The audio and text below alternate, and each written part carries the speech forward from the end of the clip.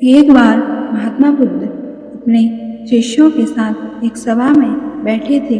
वो किसी से कुछ भी नहीं बोले और बिल्कुल शांत थे। उन्हें शांत देखकर उनके सभी शिष्य परेशान हो गए। वो सभी सोचने लगे, कहीं महात्मा जी की तबीयत खराब तो नहीं है। तभी एक शिष्य से रहा नहीं गया और उसने आखिर में पूछ ही लिया कि महात्मा जी, आज आप ऐसे शांत क्यों बैठे हुए हैं? क्या हम में से किसी से कोई गलती हो गई या आपकी तबीयत खराब तो नहीं?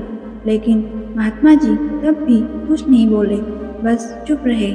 उसी वक्त एक शिष्य दूर से खड़ा होकर जोर जोर से चिल्लाने लगा। वो कहने लगा कि आज मुझे सभा में बैठने की स्वीकृति क्यों नहीं मिली?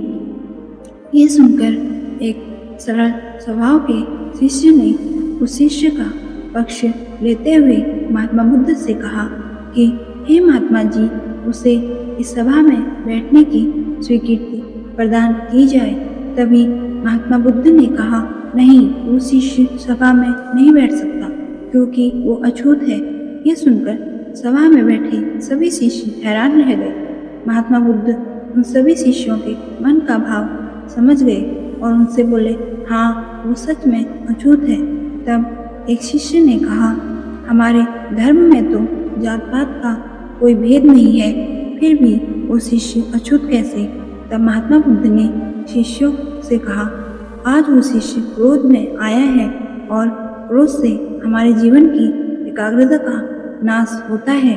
क्रोध करने वाला व्यक्ति मानसिक हिंसा कर बैठता है, इसलिए वो जब तक क्रोध में रहता है तब तक वो अछूत है और उसे उस समय के लिए अकेले ही रहने देना चाहिए।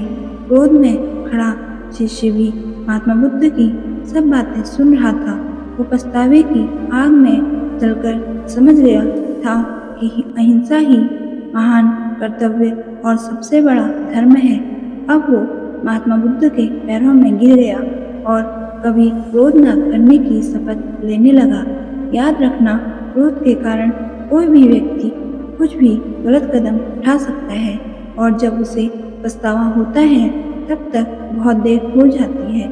इसलिए हमें क्रोध नहीं करना चाहिए। सही मायने में क्रोध में आया व्यक्ति अछूत कहलाता है और ऐसे व्यक्ति को अकेले छोड़ देना चाहिए। क्रोध करने से तन की, मन की और धन की तीनों की हानि ही होती है। क्रोध से ज़्यादा हानिकारक कुछ भी नहीं है।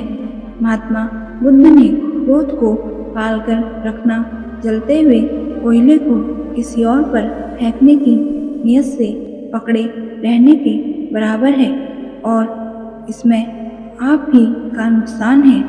दोस्तों, उम्मीद करती हूँ आज की कहानी से आपको कुछ न कुछ सीख जरूर मिली होगी। अगर आपको आज की कहानी पसंद आई तो वीडियो को लाइक, शेयर और चैनल को सब्सक्राइब जरूर करिएगा। तो मिलते हैं दूसरी कहानी में। तब तक के लिए अपना और अपनों का ख्याल रखें और खुश रहें। धन्यवाद।